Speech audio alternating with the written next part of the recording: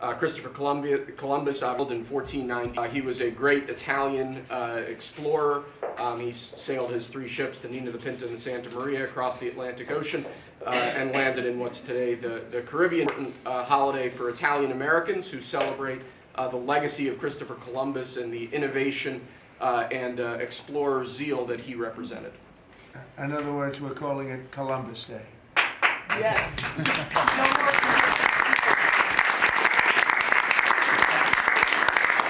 That was the press that broke out in applause.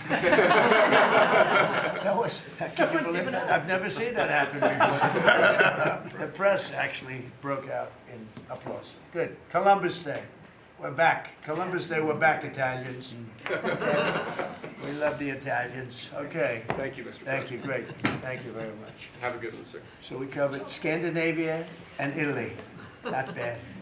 Now for the rest of the world. So I want to thank everybody for being here. As you know, last night we reached a momentous breakthrough in the Middle East, something that people said was never going to be done. We ended the war in Gaza and really, on a much bigger basis, created peace. And I think it's going to be a lasting peace, hopefully an everlasting peace. Peace in the Middle East. We secured the release of all of the remaining hostages, and they should be released on Monday or Tuesday. Getting them is a complicated process. I'd rather not tell you what they have to do to get them.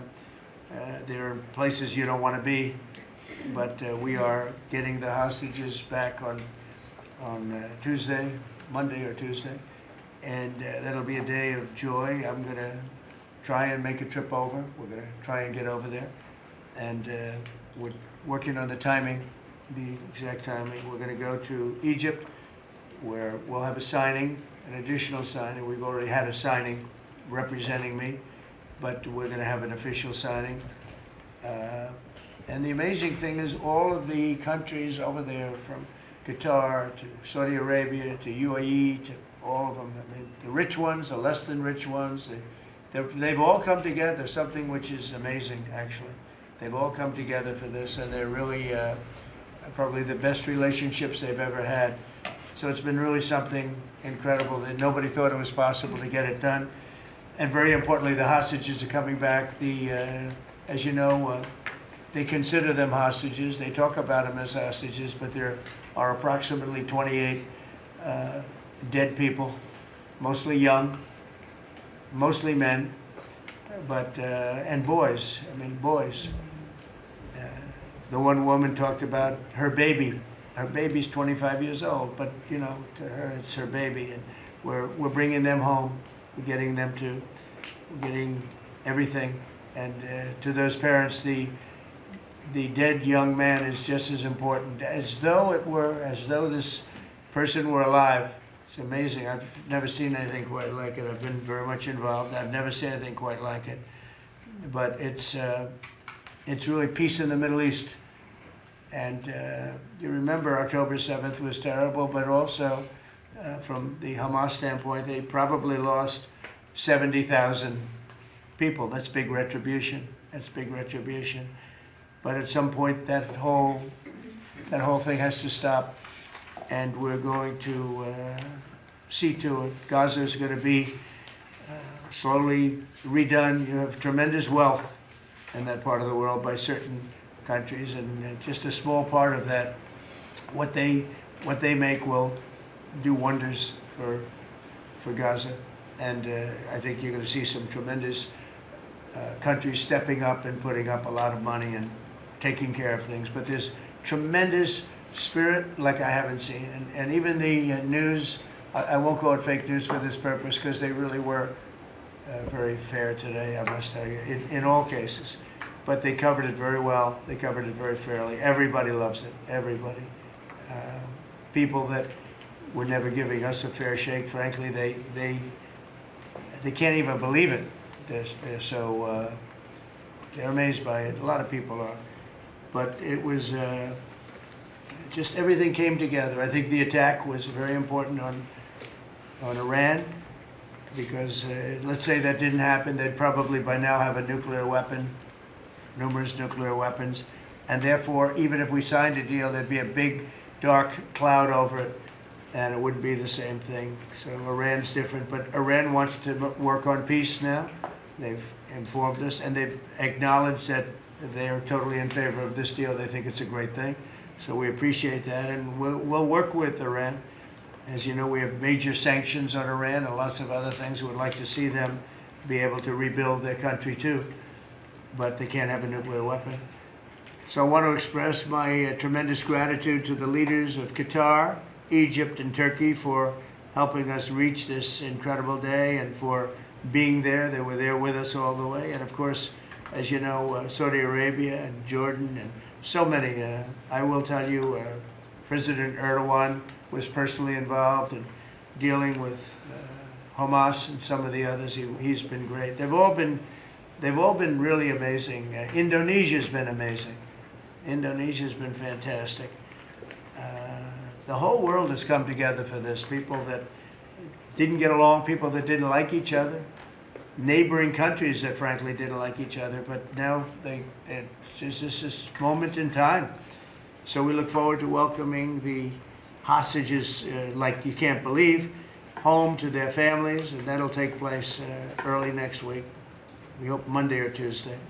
And all Americans should be proud of the role that our country has played in bringing this terrible conflict to an end. And I want to thank, some of the people, JD, you were fantastic, and Pete, you were great. Marco was fantastic. Some of you were very much involved. I'm looking around. So indirectly, I think almost everybody in this room was involved. Susie, I want to thank you very much. You were incredible. You've done an incredible job. So, and yes, John, what you've done was invaluable. CIA, John Ratcliffe, and he's done an incredible job. So I want to thank you all, and if I'm missing anybody, I apologize, but you've been amazing. And then you have Steve Witkoff, who worked so hard. And you remember we settled 7, this is number 8, we settled 7 wars, or major conflicts, but wars. And this is number 8. And the one that I thought would be maybe the quickest of all would be Russia-Ukraine, and I think that's going to happen too. But in the meantime, they're losing about 7,000 people a week, and that seems pretty bad. They're losing mostly soldiers, young soldiers. They go out to war, and they're getting killed. And while it doesn't affect us in a lot of ways, we've got a big ocean in between, you don't want to see that happen. It was a big mistake. That war should have never happened. It would have never happened if I were president. So we're here this morning for a cabinet meeting as my administration continues to deliver for the American people, despite the radical left lunatics that shut down our government. You have Democrats that they've lost their way. They have no leadership. We don't even know who to deal with over there. At least they know who to deal with. We have no idea who we're dealing with over there. It's like they have no idea what they're doing. Republicans have voted repeatedly to pass a clean, nonpartisan bill to reopen government at the same funding levels. We're not going to do anything only good for health care. We're really, I think, become the party of good health care. And they keep using health care as a cudgel. They want to try and get everyone thinking about health care. We're the ones that are saving health care. In fact, one of the things we're doing is we're going to be reducing the cost of medicines by 100%, 200, 300, 500%, and even more than that, because as you know, we're in the process of favored nations right now. We've exercised a clause because we were subsidizing the entire world. The entire world pays a fraction of what the United States has been paying. And we've already, numerous Pfizer and other companies have already signed, and other countries are a bigger problem because they've been getting a subsidized rate. We've been paying for years. This has gone on for 30 years. We've been reducing the rate of drugs for other countries because we've been paying much more than we're supposed to. And they used all sorts of ideas like research and development. I said, what about Germany? What about these other countries? Aren't they paying? No, we have to pay research and development. It was all nonsense, and I couldn't listen to it anymore. So it's a very radical, big, tough shift, very tough. We got a lot of things going on today. But, you know, and you probably heard me say this in my first term, I think it was my 3rd year, we reduced drugs from from the beginning of the year to the end of the year. And I was so proud of it. I actually had a news conference to announce it, and it was 1/8 of 1%.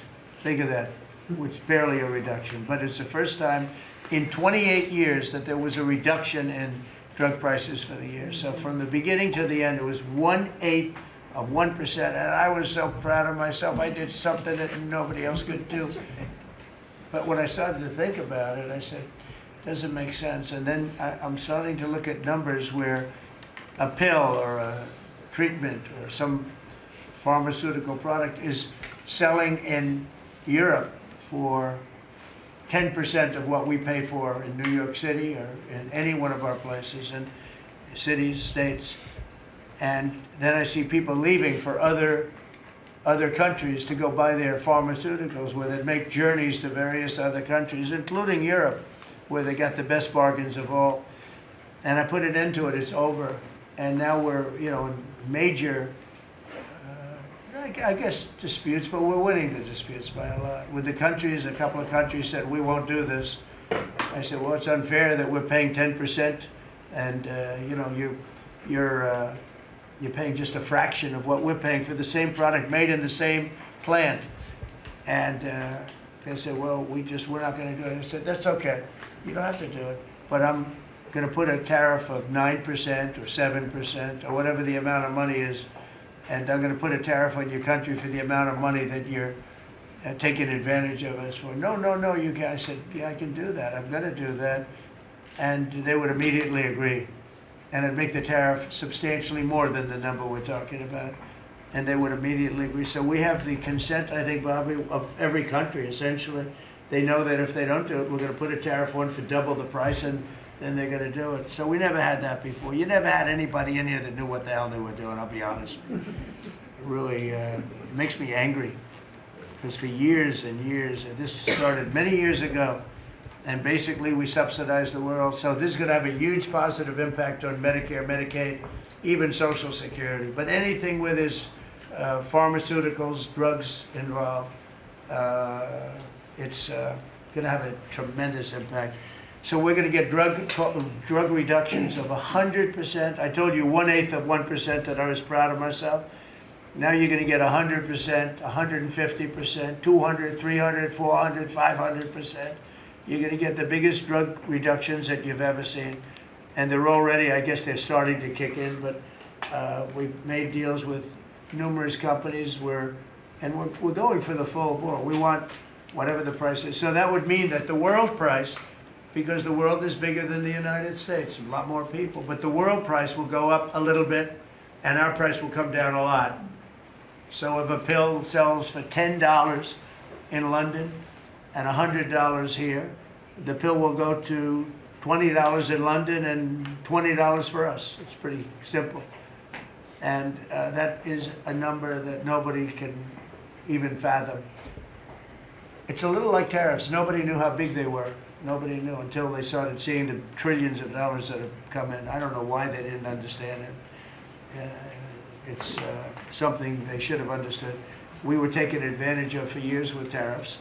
And now, I don't want to say we're taking advantage, but we've become a very strong country because of the money that's coming in. Republicans have voted repeatedly to pass a clean, nonpartisan bill to reopen our government. And remember, at the same funding levels, both parties have supported in the past. So the radical Democrats have chosen to put the economy of our country. We have the best economy we've ever had. We had the best economy in my first term, but we have an economy that's blowing it away.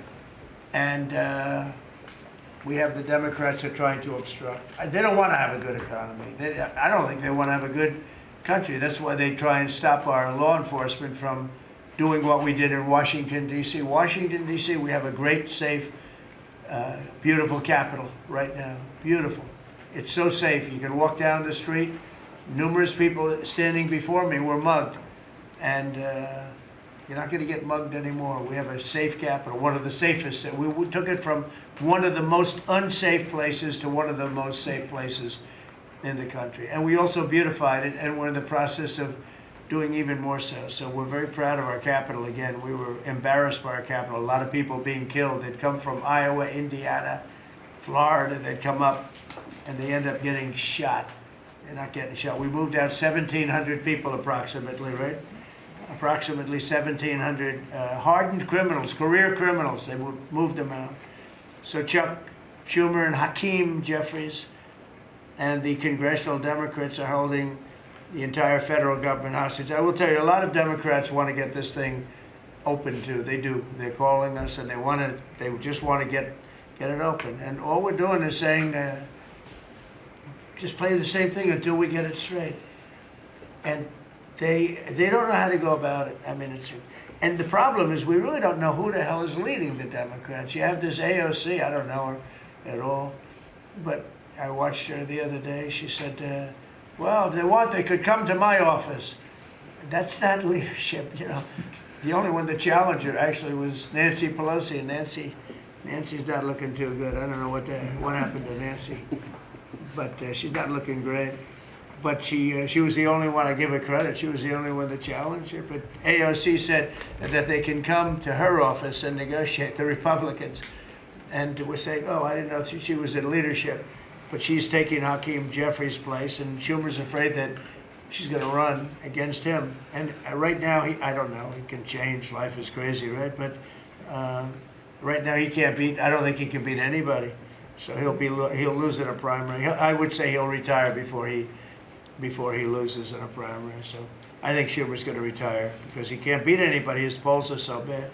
Meanwhile, the Democrat shutdown is causing pain and suffering for hardworking Americans, including our military, our air traffic controllers, and impoverished mothers, people with young children, people that have to live not the greatest of lives. But we're doing so many tax cuts. We've cut their taxes. The great big beautiful bill, we've cut their taxes at levels that nobody's ever seen. I mean, no tax on tips, no tax on Social Security, no tax on overtime. It's been a great thing for a lot of people. They're doing great.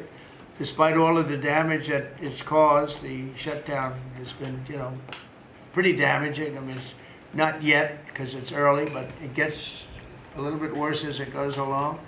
And we'll be making cuts that will be permanent.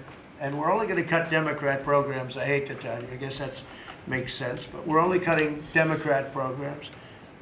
But we're going to start that. And we have Russell, we can talk to you about it if he wants to. But we'll be cutting some very popular Democrat programs that aren't popular with Republicans, frankly, because that's the way it works. They wanted to do this. So we'll give them a little taste of their own medicine. But Chuck Schumer proclaimed this morning that every day gets better for them. No, every day it's actually getting worse for them. And they're having a rebellion in the Democrat Party because they want to stop. And if you saw all of Schumer's, I watched last night like 10 different times over the years, he said, you can't shut down government, you can't shut down. And now he's the one that shut it down. So this is a confession that he's acting not to serve the people, but to serve the partisan interests of his party. And I don't think he's serving them well because they're way down. Look, they just lost an election in a landslide. You know, it was interesting. I watched Kamala. It was a sad figure. I watched her the other day saying the election was very close. I said, no, the election was a landslide. We won the popular vote by millions. We won the Electoral College by, I think, 312 or 315 to 220 something. But there's another one that we won that's why when you see the maps are completely red. It's counties. The counties, we won at 2,505 to 525. So 2,500 to 525. That's called one of the greatest, biggest landslides in history. And that's one that people are using now as a primary. But literally, when you see it colored in, the entire country is red representing Republicans. So, you know, they go around, they just lie. They just lie. And everything's a big lie with them. Well, the other side, and the other thing I don't understand is, Christie, I looked at crime numbers in Chicago. They're through the roof. And I have a governor who stands up every day and tells us how wonderful Chicago is. It's just a lie. It's like a con job. It's like Gavin Newsom. He says how well he's doing in California, and they're doing terribly. Population's getting smaller. People are leaving. and other people are coming in, and you know, I wouldn't say it's an even trade. While the other side is focused on playing games, the Trump administration is focused on creating jobs, bringing down prices, and we've really brought them down a lot. That's the other thing. We're bringing down prices a lot. We're bringing down grocery prices, but the big thing is energy. When you bring down energy, everything comes down, and the energy prices are way down. I see we're down to about $61 now a barrel, and what gasoline's going to be, I think gasoline's going to be below $2 at some point in the pretty near future. It's very low, much lower than it was under Sleepy Joe. And we're restoring law and order in our country. We're restoring it here, but we're restoring it right now. We're in Memphis. We're going to Chicago. We're going to other cities. Many governors are asking us to, including Democrats are trying to ask. I don't know what the big problem is. If I were a Democrat governor, I'd be saying, whatever you can do to get crime down, I'll take anybody. You can bring them in I don't care who it is. A lot of people said that. They interviewed women, these beautiful women in Chicago, black women with a MAGA hat, a red hat. They said, we don't care who he brings in here, but this place is really dangerous. We just want crime to stop. It's true. They don't care. You know, they don't differentiate between the National Guard and the Marines. They don't care. They'll take anybody. And that's the way it is. I mean, they want what we did in D.C., they want to happen to them. And it's happening in Memphis already. I see in less than a week, the numbers are really good. And it'll be great, and we'll fix that. We'll go to various other places, and we're going to be stopping crime in our cities. And that's a great thing, and we won't get credit for it, but it's a great thing. We've launched a historic campaign to take back our nation from the gangs and the street criminals, violent repeat offenders, illegal alien lawbreakers, domestic extremists, and savage, bloodthirsty cartels. And very little, by the way, is coming in by water, in case you haven't known. The drugs aren't coming in by water. In fact, we can't even find any boats in the water anymore. We had boats, we were like a subway train loaded up with drugs. Every boat, every single boat that you see getting taken out kills 25,000 Americans. Think of that. Because it's, you know, it's pretty tough stuff. But it kills 25,000 Americans. So when you hear that, it's no longer tough. But here in Washington, we've deployed federal law enforcement and National Guard to restore public safety, and we're working to replicate that in numerous places all over the country. And we have a very powerful military. We have a very powerful National Guard. I want to thank the governor of Texas, who has been, as usual, great. Governor Abbott, he gave us 400 troops without even a question. And we have other governors likewise doing what has to be done, because they know we have to confront crime. We're directly confronting the sinister threat of left-wing domestic terrorism and violence, including the terrorist group Antifa. You saw that yesterday. We had a news conference. Antifa's out of control in Portland and other places, but mostly Portland in the case of Antifa. And we had people that were really badly affected by them. It was terrible. So one of those things, but we're knocking the hell out of them. And we're looking for the people that are funding them, and those people are going to be just as guilty as the people that smack people over the head with a baseball bat. And I'd like now to ask Attorney General Bondi and Secretary Noem to discuss this a little bit and tell where we are. And then we'll go around the room. We'll go quickly. We're going to go quickly if we can, because we have a lot of things to do, including I won't be spending that much time here because I'll be leaving fairly soon for the Middle East. And I'm very honored to be involved with that, I'll tell you. It's a great thing for our country. People are so happy about it. I've never experienced anything quite like it. I've never seen such universal praise for being able to do something. No, it's something that nobody thought was possible, and we're going to end up having peace in the Middle East. Who would have thought? So, Pam, could you start, and then Christy, please. Sure, President Trump, and despite the Democrat shutdown of our government, our law enforcement officers are out there working without paychecks, round the clock, to keep and make America safe. Secretary Hegseth and I were recently in Memphis. We had 1,100 law enforcement officers in one room with us. The Memphis PD, they were the happiest to see us, don't you think, Secretary Hegseth, of anyone. We had ATF, DEA, FBI, U.S. Marshals, I'm not sure if our park police were there. We had Treasury, Secretary Bessent, and of course we had Secretary Nones, Homeland Security, all working together with the Guard. They were so happy to have us there. We've been making arrests left and right. So far, we made 562 arrests and seized 144 illegal guns, just in the short time we've been in Memphis. And many of these people are career criminals. And when you take them out of a place, your crime rate just goes down. These people commit crimes every single day. They're sick. And we're taking them out. In some cases, we're bringing them back to their countries where Biden allowed, with the stupid open borders that we had in our country, to come in. But they're being brought back to other places, or they're being put in jail, but they're career criminals. President Trump, last night alone, we made 91 arrests, 19 firearms off the streets, and one was a warrant for a homicide, and 4 sex offenders who had active warrants. One was a sex offender on a child. Everything we did in Memphis was worth it, in my opinion, for that one arrest. Think about that. We got a child rapist off the streets, but yet we've made 562 arrests and still going strong in Memphis. Just what we did in DC. But it's because it's all of us. It's a team working for you to make America safe, all together, round the clock. Thank you very much. Thank you, Pam. Thank You're doing you, a great President job. Trump. And it's amazing that we're not getting cooperation from Democrats. It's like, it's a new issue. You know, we have all the old issues of the wall and the border and all of the things, men playing in women's sports who they still want that, transgender for everybody. All these issues are so crazy, but we have a new one. It's called crime. We stop crime and they allow crime. They want crime. It doesn't make sense. I think it's as ridiculous as the other things that we talk about all the time. But I've added it onto our list, a 5-letter word called crime. We stop it, and they actually incite it. It's crazy. You would think they'd want them. You'd think they'd want Christy and Pam and all of the people. If we needed the military, Pete will be there. We've got a massive military. We have the best numbers we've ever had for recruitment. We have a lot of people now. We have people that can't get into them. In a great economy, they want to be soldiers again. A year ago, they didn't want to even think about it. Same thing as with police and firemen, everything. They want to join. They're proud of our country again.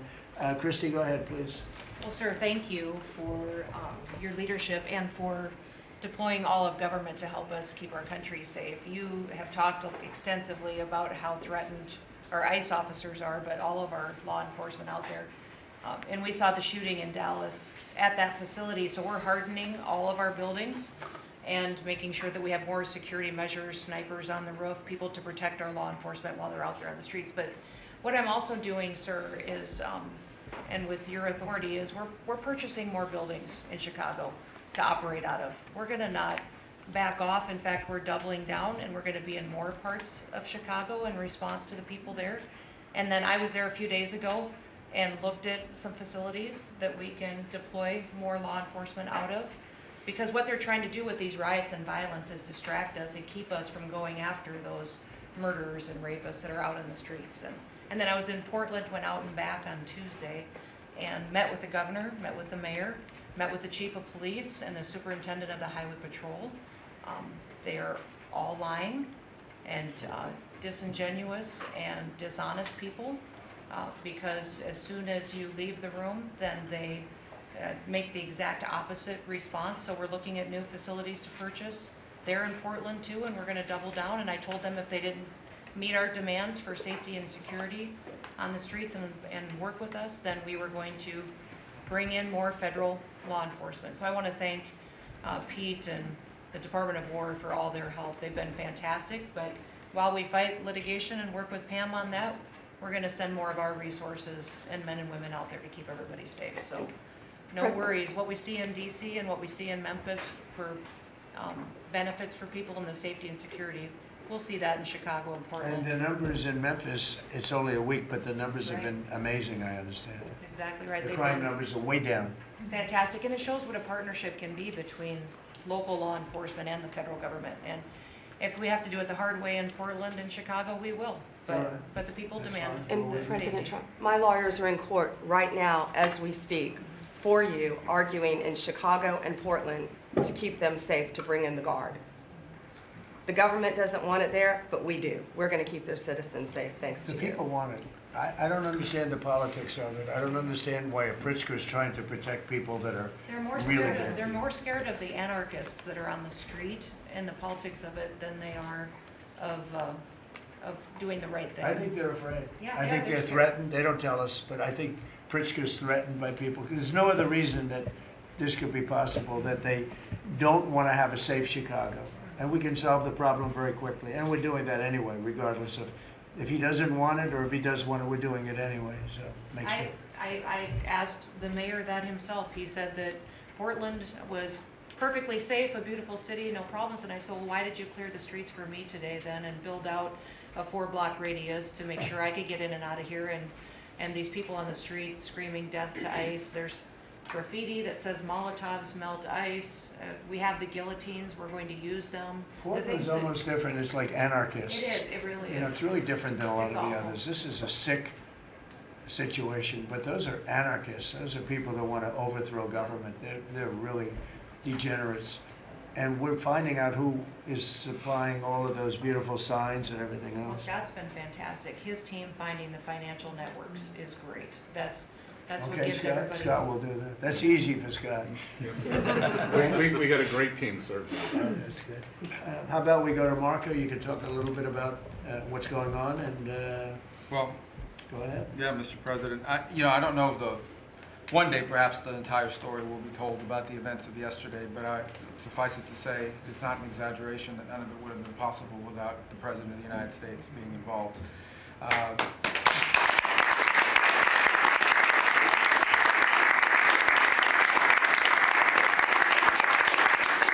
It really began with your trip to the Middle East, where these relationships were forged with partners in the region, personal relationships, close relationships that created the foundation where all this was possible. Where I think this really took a turn. Remember, a month ago, no one thought this was possible. Where it really took a turn about a month ago, less than a couple weeks ago, is when we were at the United Nations and you convened a historic meeting, not simply of Arab countries, but of Muslim majority countries from around the world, including Indonesia was there, Pakistan was there, and created this coalition behind this plan. Then on that following Monday, you met with the Prime Minister of Israel here, and that plan was presented. And then, of course, our great negotiating team followed up on it.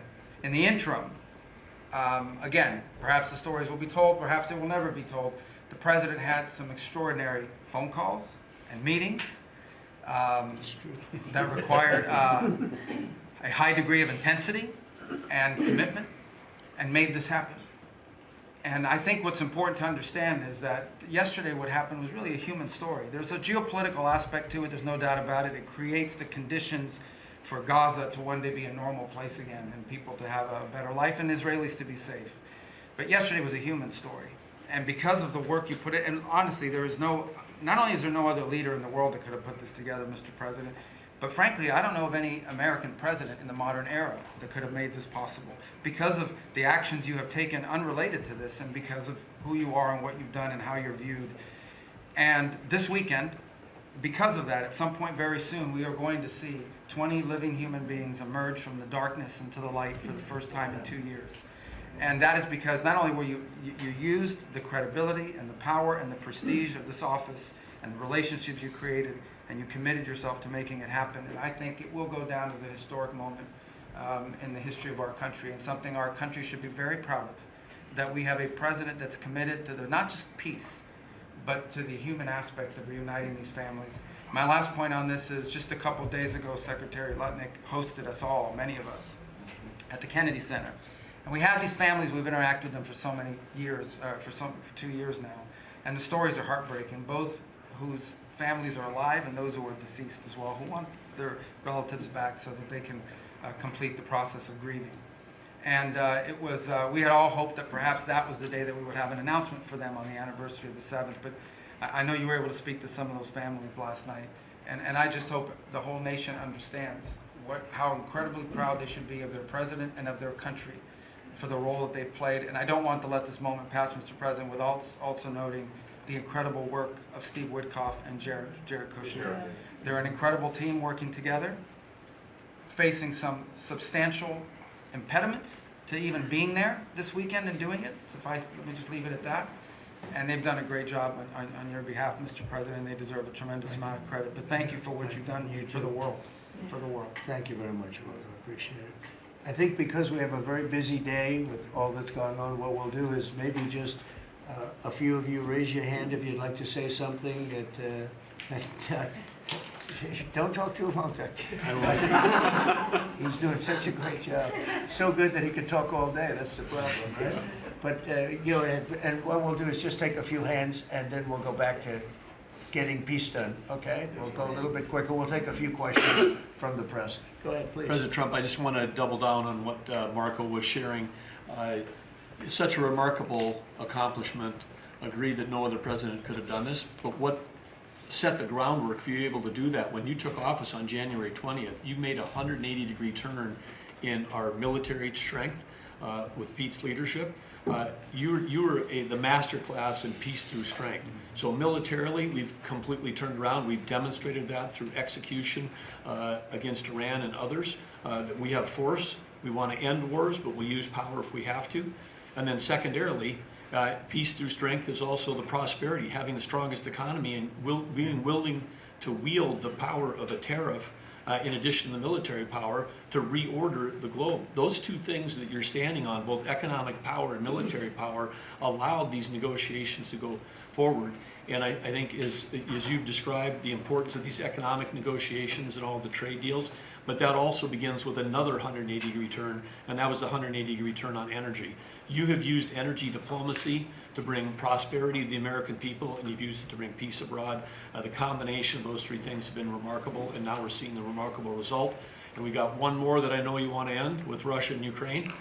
Energy is going to play a key role in that, and now with this historic agreement, we're in a position working with the Middle East to also end the Russian-Ukraine conflict. So again, congratulations. Thank you very much, Doug. I appreciate it. Maybe I'll go to you for a second. You can just cap out what he said about the military, how well we're doing, and how big it is, and how strong it is.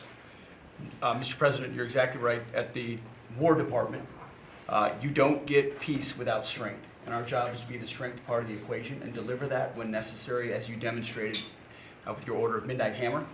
And the entire world saw. And I just want to echo what Marco said. It is a personal honor to be able to witness the way you lead and negotiate. I wish people had a full understanding of what that looks like, that historic nature. A lot of us vets, the Vice President, Tulsi, Lee, Doug, probably after decades of war and the chaos that was unleashed through reckless and foolish American policies, never thought this kind of peace would be possible.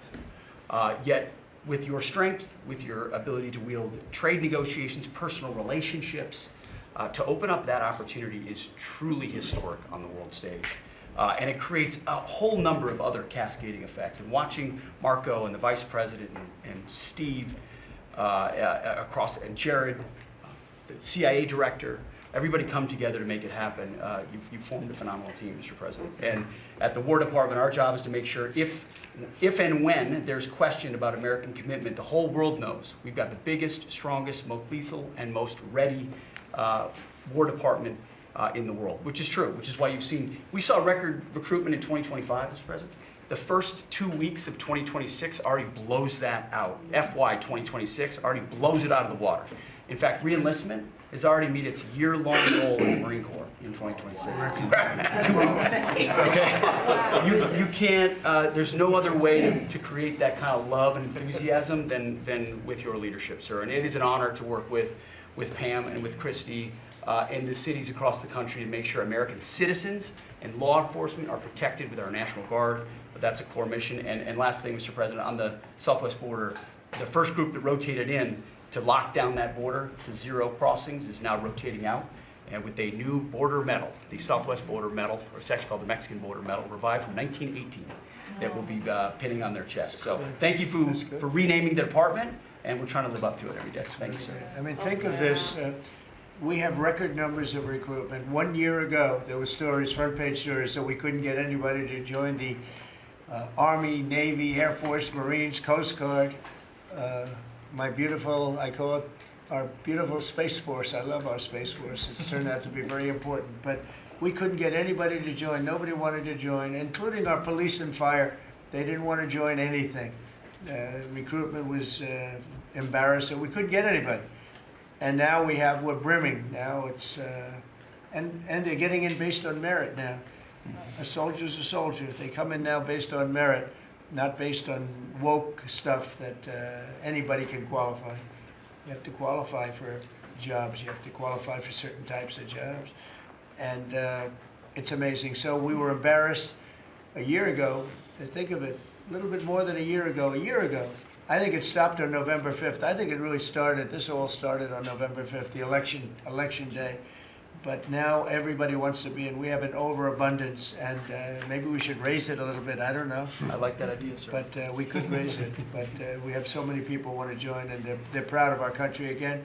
JD, could I ask you to say a few words? Yes, sir. So just a couple of things. Mr. President, first of all, congratulations on yesterday. It was a big day. To Marco, to Susie, to the entire team. But in particular, viewing it from this perspective where for months the fake news media attacked you, attacked the entire team, attacked your approach. You know, the definition of insanity is to do the same thing again and again, expecting a different result. The reason we're here is because the president actually charted a different course with a different team. He vested a lot of authority in Steve Witkoff in particular, and that's why we're here. It's because you did something different, and I think it's important to recognize that. I also think the president, you know, Marco mentioned the president's personal touch being a big part of this. The one thing I would say is obviously the president of the United States, a New York real estate billionaire, one of the most famous New Yorkers in the world, has a lot of interaction with a lot of people who are very pro-Israel. I think that was an important set of experiences and life experiences that he brought to the table. He also, of course, knew one of the most famous Palestinians in the world, Chuck Schumer, and I think without that background of knowledge, it would have been impossible to get us to this point. Second thing I want to say, just on Chuck Schumer, the president mentioned this, that Chuck Schumer said this has been very good for us this morning about the shutdown. One of the things that we talked about before all the media came in, and that all of us are going to work on for the rest of the day, we've been working on for days, is how to make the shutdown as painless as possible on the American people. So while Chuck Schumer brags about this being good, and I think the president is right, it's not good for him politically as much as he might think that it is, it's causing real consequences for the American people. There's a low-income food program, the WIC program, that my mom actually used when I was a baby. That program is about to be underfunded, and it's about to get cut off because Chuck Schumer won't open the government. We have troops. The Secretary of War mentioned how well we're doing on recruitment. We're trying to figure out how to pay our troops because Chuck Schumer is shutting down the U.S. government. There are veterans benefits that are going to suffer. There are Americans that are going to suffer because Chuck Schumer refuses to do his job. So while we're all celebrating this incredible success that we've had on the world stage, the country could be doing so much better if Chuck Schumer did his job and opened the government. Every single Republican, except for Rand Paul, has voted to open the government. A few moderate Democrats, to their credit, have voted with us to open the government. We just need 5 more Democrats to come to their senses and let the people's government serve the American people. I hope that they'll do that. Thank you, sir. Chris, please. Yeah, to follow up on that point, Mr. President, the Democrat or Schumer shutdown did not begin 8 or 9 days ago. It began 8 or 9 months ago with your inauguration. For the first time in American history, every Senate confirmed appointee who are our deputies to run our department, every one of them has been filibustered. One of the critical parts of my department is the National Nuclear Security Administration. It maintains, manufactures our nuclear weapons and our engines for nuclear submarines and nuclear aircraft carriers. We are a key supplier to Secretary of War Pete Hegseth. They filibustered, the Democrats filibustered the leader, the administrator of the National Nuclear Security Administration, would not let him come into my department until the Republicans 2 weeks ago changed the Senate rules so they could confirm him and we could have a leader. They filibustered the leadership, now they're filibustering the funding. In the next 6-7 days, we're going to run out of funding, and the retooling of our nuclear stockpile, the ultimate guarantor of our sovereignty, is going to be underfunded, and we're going to have to slow down and creep to a crawl these efforts. Just incredibly irresponsible for Schumer to worry about his own reelection and not the 340 million Americans that count on the efforts of our military and all of our departments. It's truly offensive, and we need to bring it to an end as soon as possible. Let's open the Thank government you back very up. much. And you're doing a great job. Thank you very much. Bobby, did you want to say something? You got a lot of things happening. A lot of things. A lot of very positive things, actually. Mr. President, I'm glad you're getting bipartisan accolades on the Mideast Peace Agreement. You should also get bipartisan accolades on the MFN agreement. It is an historic agreement that's going to benefit every hardworking American. It's going to lower the price of drugs for every American. By the time this administration is over, we will have 95% of the drugs in this country will be the lowest price in the world. It immediately begins to affect Medicaid, Medicare, Social Security, the other government programs. I remember when I went through the confirmation process, and the principal preoccupation of the Democrats during that process was whether I would continue the IRA negotiations on drugs. The Democrats negotiated 10 drugs. I'm supposed to negotiate every year 15. The 10 that they negotiated, they claimed to get a 22% reduction, but it was a lie. It was 22% under the list price, which was actually higher than the price we were getting. So Medicaid, Medicare ended up paying more for those drugs than they were paying beforehand. They only got a benefit on one drug. One was tied. 8 of them were lower. So they should be applauding what we're doing now. We're doing something that every administration, Democrat and Republican, has been saying that it was going to do for decades, and you got it done because you understood the power of the tariffs. We had leverage over these companies. And you did it in a way which you asked us to do, to negotiate in a way that was not going to stifle innovation, that was going to make sure that those companies could bring their production home, and they are doing that. And it was a profound success. It will affect every American for 100 years. And you should be getting bipartisan accolades on that. I'll say one other thing about Tylenol, only because of this. This morning before I came in here, somebody showed me a TikTok video of a pregnant woman, 8 months pregnant. She is an associate professor at the Columbia Medical School. And she is saying F Trump and gobbling Tylenol with her baby in her placenta. And the level of Trump derangement syndrome has now left political landscapes, and it is now in the realm of pathology. And a mother could overwhelm millions of years of maternal instinct to put her baby at risk. And all you have to do is look at the studies which you and I talked about. It's not dispositive that causes autism. It is so suggestive that anybody who takes this stuff during pregnancy, unless they have to, is irresponsible. There are 15 rodent studies. Every one of them shows if you give it to the mother, the babies, and particularly the male babies, have profound neurological and behavioral changes. There is a study from Johns Hopkins on cord blood where they divided women into 3 categories: those who had the least acetaminophen in their cord blood, and those who had the most. The ones with the most had 3.6 times the rate of autism in their children. The middle category had 2.2 times, so it's a dose-related response. And there are dozens of studies that show the countries that use the most have the highest level of autism. Cuba has the lowest level in the world of acetaminophen use, and it has the lowest autism rate in the world. So this is not dispositive. It is not proof. We're doing the studies to make the proof. But in the meantime, the precautionary principle should apply, and any mother who is taking this stuff during pregnancy just to get back at Donald Trump is doing something that is pathological. And we're seeing that across the board. I got a lot of other stuff to talk about, but I know we got a short time here. But thank you, Mr. President. You're making our country healthier again. Thank you, Bobby. Could you just say, for the record, state what the autism was, let's say, 20 years ago and what it is today? In 1970, the largest epidemiological study in history was performed. 900,000 kids were looked at. They were looking for autism in Wisconsin children. They looked at every child in Wisconsin who was 8 years old.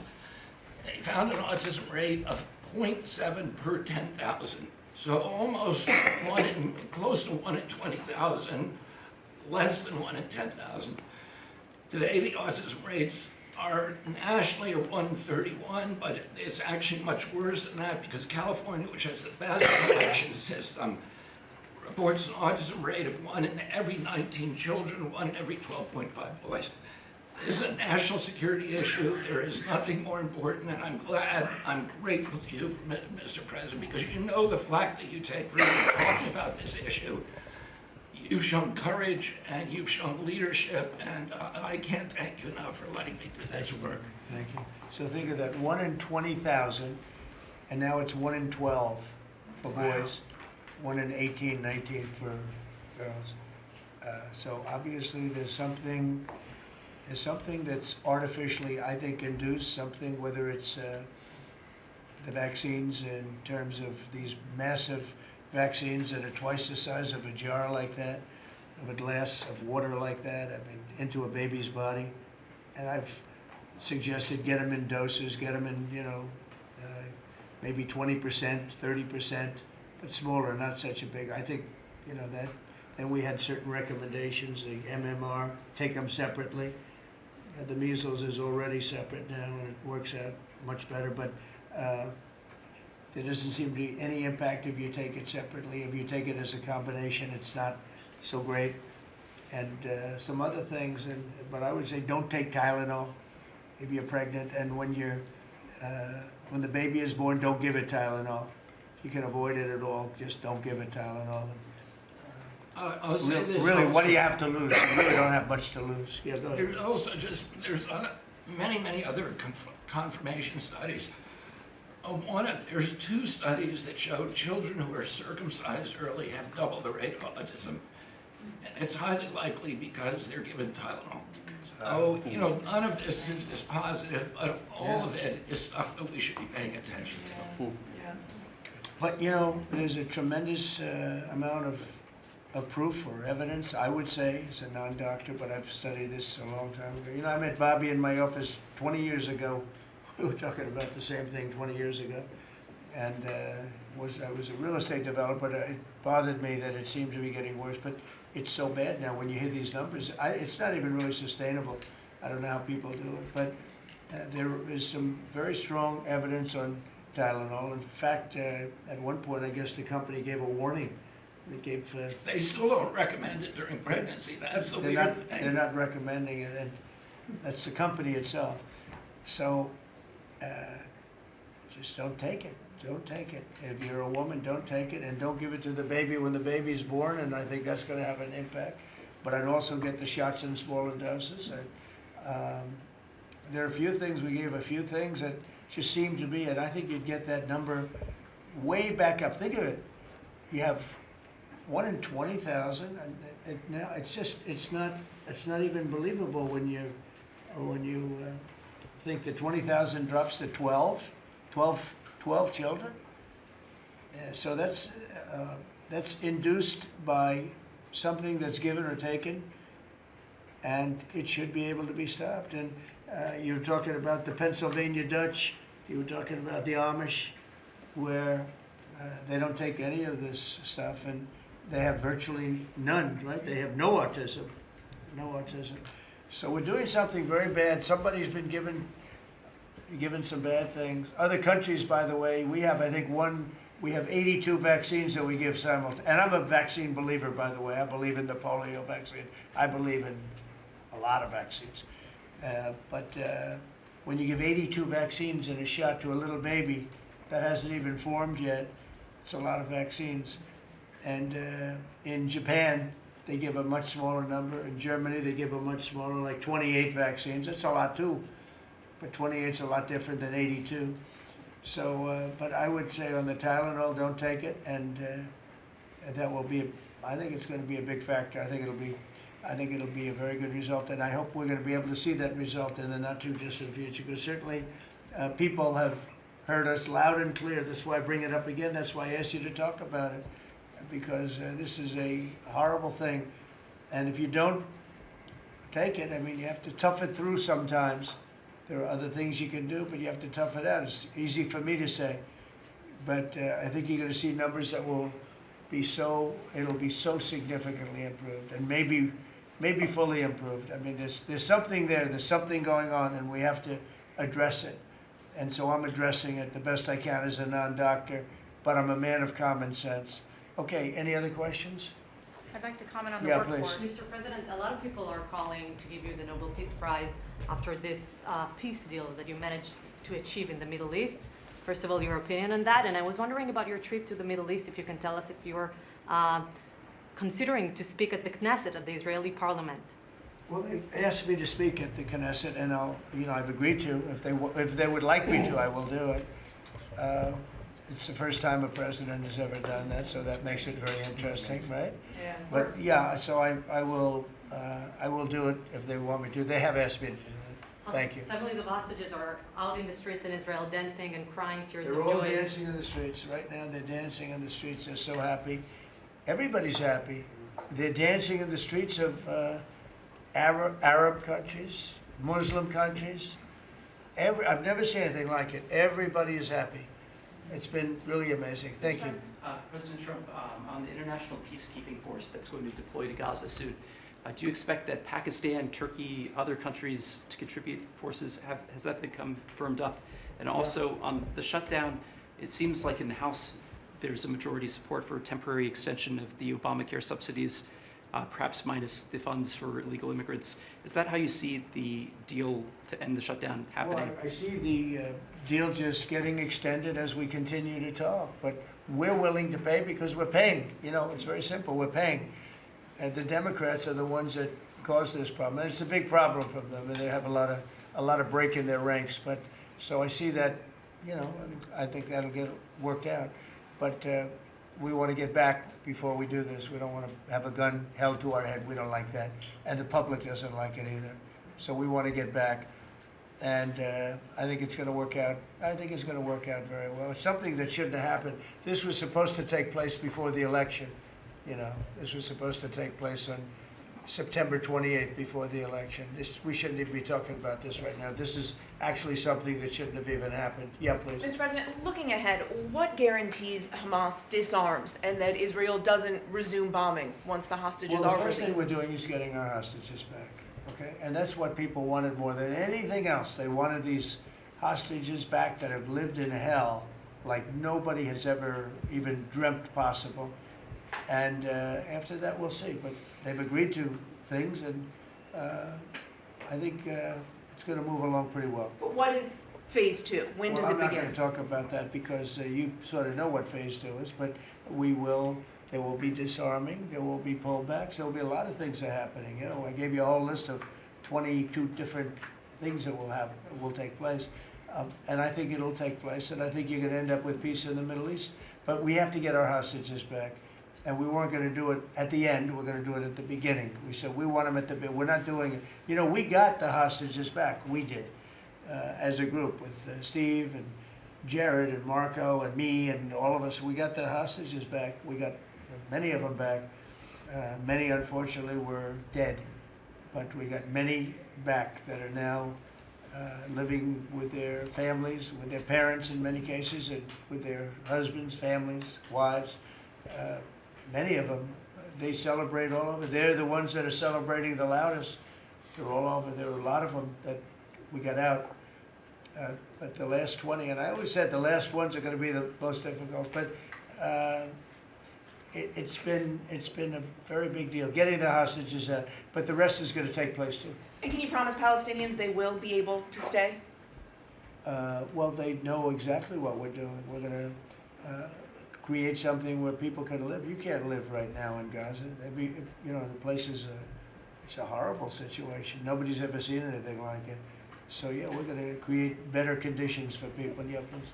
Mr. President, excuse me, what kind of security guarantees is the United States going to make for Gaza? Well, we're going to work with very wealthy countries that love people, frankly. I know them very well. They love people, but they love Arab people, and they love Muslims, and they love, I think right now they love everybody, and they're immensely wealthy, and they're going to be involved in putting up money, and for them it's a small amount of money. For somebody else it's a large amount of money, but you know, these are the wealthiest countries in the world, and they'll be very much involved in making it as good as possible. And what's Please. your take now on Go a ahead. two-state solution, sir? Just to follow up on that. What is your view now on a two-state solution for the? I don't have a view. I'm going to go with what they agreed to. Mr. President, given that there are some tough provisions for Israel in this agreement, are you at all concerned that Bibi Netanyahu may not continue in his post? He may be deposed. That Bibi may go a little bit out of whack. That he may no longer be prime minister when this is over. Look, that's politics. It could be. I don't know. I think he's very popular right now. He's much more popular today than he was 5 days ago. I can tell you. Right now, I think maybe people shouldn't run against him. 5 days ago, it might not have been a bad idea. No, Bibi's become. This has been a very good thing. I don't think he did it for that reason. Okay, but I think just looking as an analyst would look at this, I think Bibi should be very popular right now. Yeah, please. What will happen if Hamas says that it cannot locate or was not able to find all of the deceased hostages' bodies within the time Well, we'll frame? have to see. I think that's going to be, it's largely been answered. We know where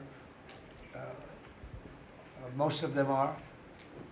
Actually, the bodies are a bigger problem because some of the bodies are going to be a little bit hard to find. It's a terrible thing to discuss even, but you understand, we're all people, we're grown-ups, we understand life. Nobody can understand this though because this could have taken place, but we have the hostages for the most part, and so I don't think it's going to be overly big.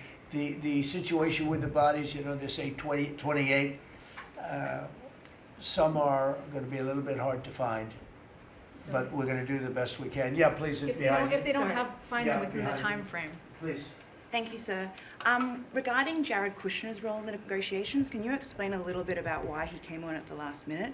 And then in regards to the WIC program that the Vice President mentioned, do you know when the funding that you promised through the tariff revenue will actually go through to communities? Because there's reports that WIC providers are actually starting to close down today. Well, okay, let me just answer the Jared. So Jared's a very smart guy. He did the Abraham Accords. As some people say, the Abraham, which I love the way that sounds, but he did the Abraham Accords. It was a great thing. 4 big countries joined. If I were president, if the election would have been a correct election, which it wasn't, you'd have every country in there. Maybe even Iran would have been in there, frankly. But you'd have every country in. Now, by the way, that's going to be filled up rather quickly. People want to join the Abraham Accords. And I put Jared there because he's a very smart person, and he knows the region, knows the people, knows a lot of the players. And the combination of him and Steve Witkoff and Marco and Cooper, who is, as I hear, has been fantastic, and others that were involved. JD was very much involved. I mean, we had a very smart group of people working. We had a lot of different players, different countries, and very diverse countries, very different from each other. They had certain things in common, but they had a lot of things, mostly things that were not at all common to their countries. So we had a very smart group of people. These are high IQ people. Okay, you know, I talk about how many low IQ people we have in our government. We got some real low ones, but some shockingly low. But these are very high IQ people, and that's what we want. I like high IQ people. Yeah. Mr. President, thank you. Can I ask you about the China? You're meeting with President Xi. The Chinese have now set to put in new export controls on rare earth minerals, and they've stopped buying soybeans from the U.S. What do you hope to get out of that meeting now with President Xi? Well, we'll see. I mean, I just heard this a little while ago before we came in, so I haven't been briefed on it. The export. I mean, look, we have the ultimate export. We have import, and we have export. We import from China massive amounts, and you know, maybe we'll have to stop doing that. But I don't know exactly what it is. Neither do you. Neither does anybody. It's a little bit soon. I just heard about it. So Scott and Howard will figure that out, and I'm sure we'll be able to handle it. Can I ask you about the soybeans? What is the plan to help farmers? Is it direct checks? Is it tax? Have you sorted that out yet? Well, what happens with soybeans is we're going to see more and more, I think, opening up, and part of the reason that we'll be discussing, he's got things that he wants to discuss with me, And I have things that I want to discuss with him, and one of the things is soybeans. I had a great deal with China where they would buy $50 billion worth of our farm product and manufacturing and other things, but farm product. And it was going along well. Then when the election turned out to be a rigged election and we had the wrong guy get in there, he didn't do anything about it. I used to call up President Xi every 2 weeks, or I'd call up people in China, say, you got to keep going, you're not buying the amount that you agreed to. And this went on for, ever since we signed the agreement. It was a great agreement. So they used to do 15 billion, and I got it up to 50 billion, 50, and it was great. Then when Biden got in, they just never adhered to the agreement, and nobody in Biden's group, as you can imagine, did anything about it. So it just sat there for 4 years, and they didn't adhere to the agreement. And we, it's hard to go back after 4 years of nobody calling them, but I used to call them every 2 weeks. I'd say, you're a little low, or I appreciate it. Oftentimes I'd say, thank you very much. You are totally adhering to the agreement. But we had an agreement, they would buy $50 billion worth of our product, mostly farm product. And the farm, remember I said to the farmers, buy larger tractors and more land. And that's exactly what happened. They did well. But we do suffer. I'd like you to discuss that maybe for a second, Brooke. Sure. Very quickly, by the way. Yes, sir. But would you just talk about how Biden let us down? Biden, every single thing, every problem the farmer has is because Biden didn't do anything for 4 years. Go ahead. No, I think that's right. This president has been unequivocal in his support of the farmers. First of all, in term one, we worked on it so hard and opened up markets, but especially this term. But here's what everyone has to understand. The farm economy is in a very uncertain time. But that isn't because of the current trade negotiations, although certainly the China part is part of that. But we inherited a slew of issues. First of all, as the president said, when we left Trump 1, we had an agriculture trade surplus. When we came back for Trump 2, it was a $50 billion ag deficit. That isn't everything, that's just agriculture. The second part is the cost of inputs for our farmers increased on average between 30 and 38%, but that includes fertilizer, it includes fuel, it includes interest rates, it includes labor. All of this came about under Joe Biden, a 47% increase in the cost of labor that now Secretary Chavez-DeRimmer and Noam and I are working on. Fuel is coming down, thank you. Interest rates, thankfully, are coming down. A 73% increase in interest rates for our farmers. They couldn't get loans to make sure that they could move forward. So that's all really, really important. And I think we have to realize what the president's commitment is this, that we are moving into an era of rural prosperity, of a golden age for our farmers in rural America. The trade renegotiations and the trade realignment that Jameson and Scott and Howard have led with the president's leadership is unlike anything that's happened in the history of our country. And those that will benefit the most are the original Americans, our farmers and our ranchers. The president has committed, if we need a bridge, he has talked about that to get us from the Biden years to the new Trump era. That's what we're working on every day. We've got to get the government reopened so that we can move forward on that. And once we do, we'll be able to move out a significant program to help our farmers. Long term, we have to change this hamster wheel of government. We've got to ensure that the farmers have the market to sell, and it's a national security issue and onshoring a lot of the food as well. Okay, So, sir, thank you.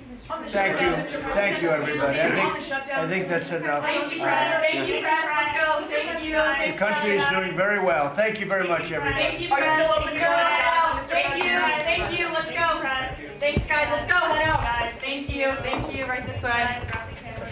Thanks, guys. Grab the camera. We can come back. You head out. Of course. Check them out. Come on. You Chandelier. I knew I